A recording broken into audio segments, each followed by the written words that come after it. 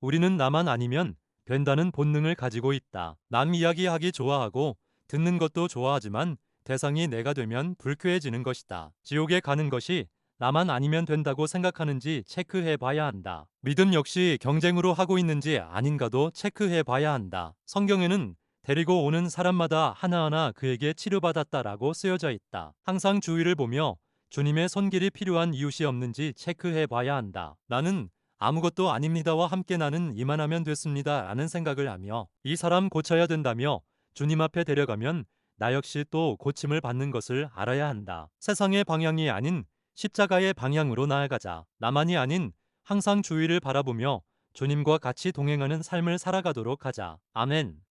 말씀 하나가 내 안에 들어오면 삶이 바뀐다. 성경에는 예수님을 통해서 하나님의 뜻이 이 땅에 어찌 이루어졌는지 쓰여 있다. 십자가에 못 박히시고 부활함으로 하나님의 기적의 약속을 보여주셨다. 하나님의 성전 안에 딱 붙어 있어야 한다. 세상이 아무리 흔들어도 예수님이 우리의 주님임을 고백해야 한다. 예수님은 본인이 고난을 당하신 예루살렘을 떠나지 말라 하셨다. 지금 바로 기도에 응답이 없다 하더라도 성전 안에 거해야 한다. 우리가 상처의 자리 안에서도 기도로 주님을 기다리면 하나님은 반드시 약속의 은혜를 주신다. 예루살렘 안에서 거하며 주실 은혜를 믿어야 한다. 오늘도 주님 앞에 엎드려 하나님의 약속을 기다리며 기도하는 삶을 살아가도록 하자. 아멘.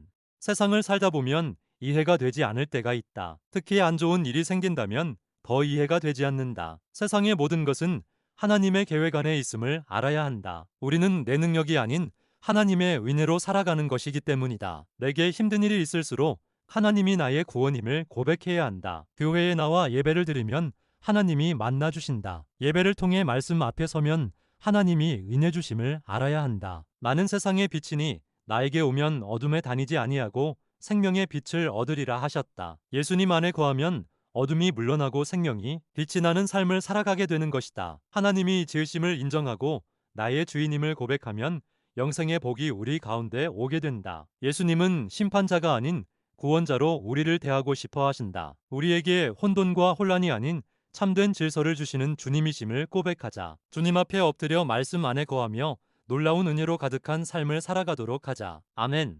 인생을 흔히 마라톤이라고 부른다. 인생의 마라톤을 잘 달려가기 위해서는 방향을 잘 잡고 훈련을 해야 한다. 그리고 힘껏 달려 상을 받아야 한다. 예수 따라가는 방향으로 어려움을 견디는 훈련이 있어야 한다. 인생은 속도가 아닌 방향이다. 그래서 방향 없는 속도는 의미가 없다. 소망은 현실을 담고 있다. 풍요 속에 있는 안정감을 원하게 된다. 성경에는 보이는 것만 보고 방향을 달리면 결국엔 썩어진다라고 했다. 삶의 계획을 정할 때는 예수님께 의지하고 순종하는 방향으로 가야 한다. 예수님을 부인하고 따라가지 못하면 사람의 영역에서 벗어날 수가 없다. 모든 인간은 넘어지는 존재고 다시 일어나면서 회복이 되는 믿음의 존재이다. 베드로 역시 예수님을 3번이나 부인하였다. 베드로처럼 넘어지는 일이 있더라도 주님의 손을 잡고 다시 일어서야 한다. 속도보다 방향이 중요하고 단련이 필요함을 잊지 말자. 예수님 안에서 길을 걸어가며 은혜되는 삶을 살아가도록 하자. 아멘.